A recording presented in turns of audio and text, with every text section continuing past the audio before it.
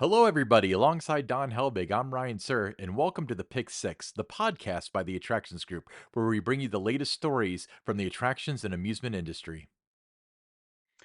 Well, before we delve into this week's Pick Six, let me remind our listeners where they can tune in to the Attractions Group on your favorite podcast apps.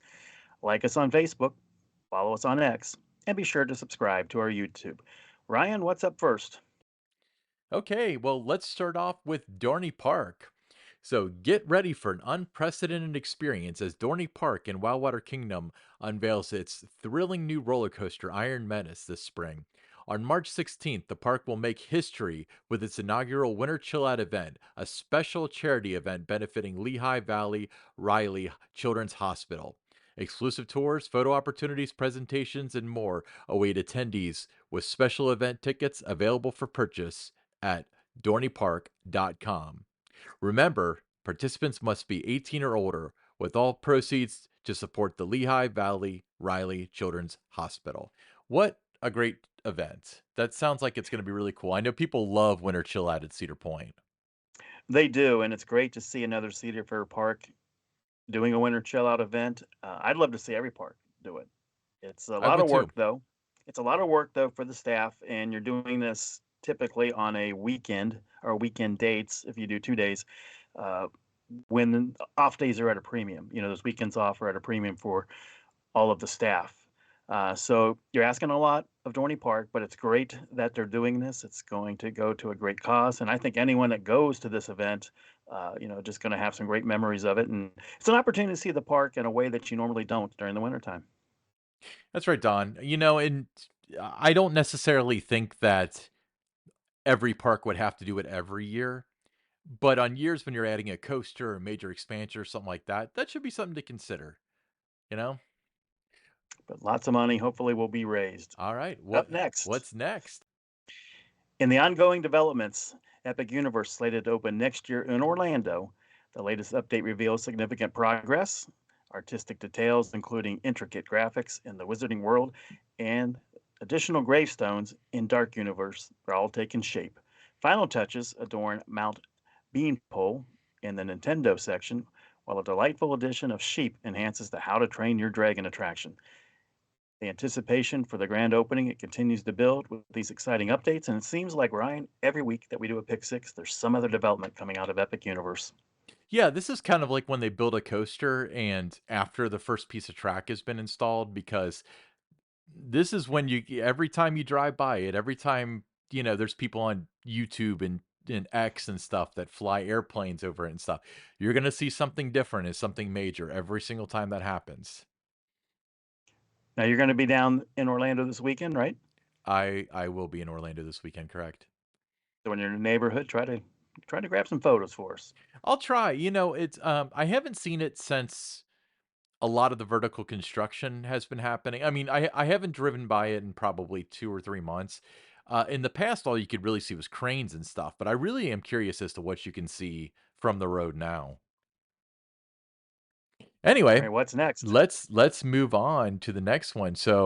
Um So reservations are now open for the Savannah Sunset Resort and Spa at Six Flags Great Adventure in Jackson, New Jersey, ahead of its opening on June 14th. The experience is located inside the 350-acre Six Flags Wild Safari and includes glamping accommodations, scenic vistas, spa services, and VIP dining. It seems like there was a big trend for a long time of parks adding their own hotels, but it's not as much anymore. So it's kinda cool that they're doing that. I feel like maybe the parks that should have done it did it in the past, and now it's kinda, like, happening again. Does that make any sense? Yeah, and I like the location inside the 350-acre Six Flags Wild Safari. So that'll be a nice setting, I think. I wonder if you can feed the giraffes from your balcony like at, the Animal Kingdom Lodge. Well, that'd be nice, wouldn't it? Yeah, it may be dangerous, but nice. Alright, what's the next story? Well, news from Six Flags Over Texas and Arlington. Brace yourselves for the thrilling debut of Sylvester's Pounce and Bounce, a new family drop tower set to launch riders 41 feet into the air. and get ready for an exhilarating sequence of high bounces and downward bounces. But that's not all. The beloved Daffy Duck Bucket Blasters ride is making a comeback, and both Batman the Ride and Mr. Freeze, they boast updated cues for an even more exciting experience this season. So a lot of work going on at Six Flags over Texas. Yeah, it seems like Six Flags has a particular love for their Texas parks, and I like what I'm seeing. It's very impressive. All right. So, next up, I like turtles.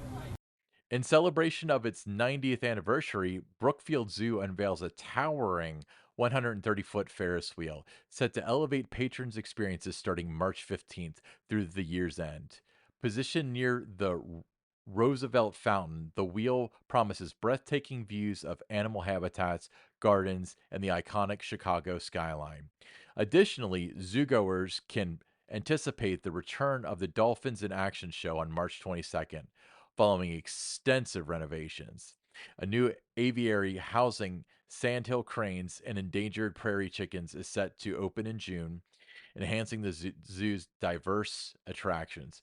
I, it's funny because you never equate zoos with rides, but zoos have had rides for like forever. Like they were notorious for having carousels and stuff. Carousels, Ferris wheels, trains. You're right. Yeah, and it's kind of low cost, makes them some money, and, with that, they can enhance the zoo, so that's a very cool story, it'd be neat to actually see the Chicago skyline from the top, I think that'd be fun. Oh, yeah. Be a great view. Awesome. What's next? Dollywood is modernizing the ticketing experience with QR codes, ensuring seamless entry with scans taking less than a second. The former Chasing Rainbows Museum area has been transformed into an interactive showcase called the Dolly Parton Experience, delving into Dolly Parton's life, talents, and the iconic wardrobe. Adding to the excitement, three new shows, including a tribute to Dolly's 1987 collaboration with Linda Ronstadt and Amy Lou Harris, will grace Dollywood this year. A lot of things going on at Dollywood. Gosh, I love Dollywood. Yeah, as I've gotten older, I've come to appreciate the Dolly Parton part of Dollywood a lot more, but I'm particularly excited for the new Dolly Parton experience, I think that's gonna be really, really cool for them. Yeah, it's not going to be open right away with the park when they open. I think it's March 8th is their season pass preview day. But by the Memorial Day weekend, that Dolly Parton experience should be open. They also have Lightning Rod.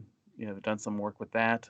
Uh, they got away from the launch lift, traditional train lift now, and that's going to open in probably mid-March, mid to late March. The ride experience on that, a little different coming out of the station, going up the lift, but you're still going to go over the top at the same speed that you did. Still going to be the same great ride experience that it was. So a lot of fun things going on there.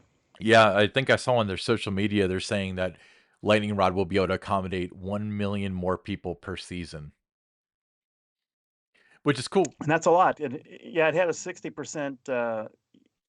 Its uptime was around 60%. Mhm. That's not what Dolly would wants to do. They want everyone to have a great experience. So with this change, it should be close to 99% operational. So if you're coming from far away, whether you're coming from like Chicago, Cincinnati, um, Detroit, wherever you're coming from to go to Dollywood, and you're hoping to ride Lightning Rod, it's going to be running this year. Yeah, and I mean, it's a particular atrocity when it's a star attraction, which may be closed for 3 days at a time and stuff. I was always pretty lucky with my trips to Dolly. I mean, it was down every day that I was there, which is unfortunately true for a lot of the big experimental prototype rides. But, yeah, I mean, there were a lot of people that would travel, they drive 5, 6 hours to get there only to find out that the ride's not open, so this is a positive change. Don, what's the listener question? Well, this one comes from Tommy Z from Buffalo, New York. He says, "Do you think Darien Lake remains part of the portfolio of the parks after the Six Flags and Cedar Fair merger closes?" So Darien Lake is a leased park that's owned by EPR Properties, and Six Flags operates it. With that being said, I would say that that is one of the more likely parks to not be part of the portfolio within 5 years of the merger closing. I would agree with you on that because especially if you're looking to cut some expenses in that, that's probably one of the easier roads to take is to just get out of the lease. Yeah, I mean, they're presumably making money on it, but it's also a resource drain for a park that they do not have equity in. That's the thought process that I have with it. But yeah, that's a really good question. I agree with I you. guess nobody can really know what's going to happen.